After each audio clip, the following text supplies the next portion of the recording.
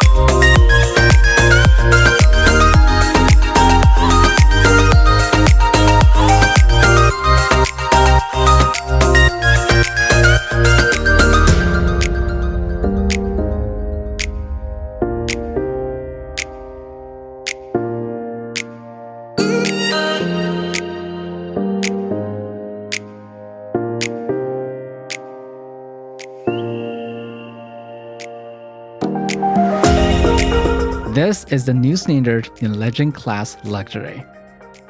Whether you're a die-hard Transformer fan or a casual action figure collector, you would definitely be impressed by this guy. He's that good. Iron Factory's EX-50, the Great General Boohmaru, is Grimlock as a Shogun, a traditional Japanese supreme military commander. This figure raises the bar for what's possible at Legend scale. Its aesthetic, build quality, and engineering are all way beyond my expectations. First, the look. Boohmaru is painted to the teeth. The only bare bits are the black parts on the sides of the thighs, the top of his helmet, and of course his joints. A Shogun's armor was typically made from bamboo strips or sometimes very thin leather or metal, tied together by ropes. This Grimlock has molded details on his shoulder, skirt, and lower leg armor to recreate that look. On top of all the painted and sculpted details, he also has a thin, very well applied dark wash, helping bringing all the details on the metallic gray armor and the gold decorations. His tertiary color red is used on the waist, the inner side of the thighs, and the feet, matching up with the parts of the armor that will be cloth or knotted rope. There are also some silver bits breaking up the metallic gray like these molded mechanical details and some of his dino bits. My favorite touch though is the translucent parts. He has Grimlock's trademark clear chest plate. There's slight piping for the eyes, and all the blades have clear edges. The face sculpt takes inspiration from the comic book with teeth bare behind the face mask.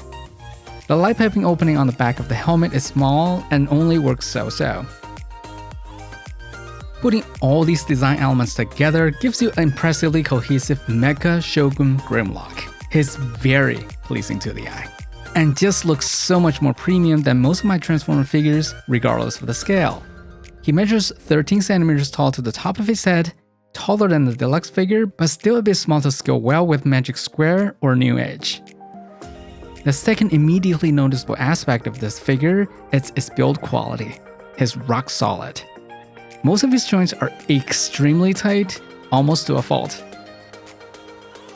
His materials feel very strong. He weighs more than twice as much as typical legend scale figures. Lastly, the articulation. His complex appearance means some of his kibble does hinder his articulation, like the wings, the backpack, the dinosaur claws behind the forms, but I noticed some clever solutions that make his articulation more than meets the eye. Take the shoulders for example. Thanks to the combination of 2 ball joints plus 2 hinges in the shoulders, Grimlock has enough range of motion to hold the sword with 2 hands like a samurai. And that's amazing! Also, he has a torso hinge like an action figure. It doesn't have a great range, but it does help. Going from the top, the head is on the hinged ball joint, decent up and down. The shoulder lifts 90 and swing forward about 45. The shoulder joint could move out of the socket for more range. The shoulder armor is on a double hinge for transformation. The wing is on a ball joint, so you can pose however you like. The arm rotates 180, hindered by the wings. There's a bicep cut, double jointed elbow that goes close to 180, ball jointed wrist, the ab crunch is about 30 degrees, 360 waist rotation. The skull armor moves out of the way for the leg to kick forward 90, backward and outward just a bit below 90. Here's a thigh rotation, double jointed knee that goes the full range, ball jointed foot with decent range all around. And the ball socket could move out of the foot for more downward movement. Except for some hindrance in the arms, this Grimlock's articulation is quite solid by today's standards. EX-50 doesn't come with too many accessories. One katana, a samurai longsword. One wakizashi, a shorter secondary sword. These 2 blades are made out of a flexible, clear red plastic. And a third giant blade that splits into 2 shorter choppers with clear orange edges. It's also got gripping hands, gripping fists, and open palms. All the hands are made out of rubbery materials. The brackets are for holding the blades, one for each side on the hips of the katana and wakizashi, and one for each side on the wing for the choppers. With the blades mounted to the wings, they look like flag worn by samurai. Grimlock's transformation is simple but not easy, mostly due to super tight joints. The T-Rex mode looks very imposing. This Grimlock doesn't have that big bozo look at all, he's a menacing mecha dinosaur. With the black and red parts mostly hidden, he's a metallic gray T-Rex with gold and silver. A very cool take on Grimlock's Euro colors. A fun bit of design has his dinosaur mode also rocking some Shogun helmet elements on his head, such as the head crest and chin strap. His head moves up and down but no side-to-side movement.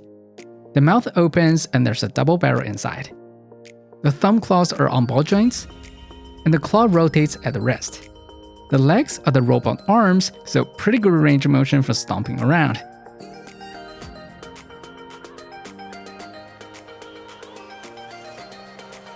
The tail doesn't move at all, and features a decorative red ball at the tip. This Grimlock is legend scale, maybe even deluxe scale Transformers at its pinnacle. Astonishing aesthetic, superior build quality, and great transformation. Boohmaru is an impressive display piece and a super fun toy. I enjoyed this a lot. And with that, thank you for watching. I'll see you next time.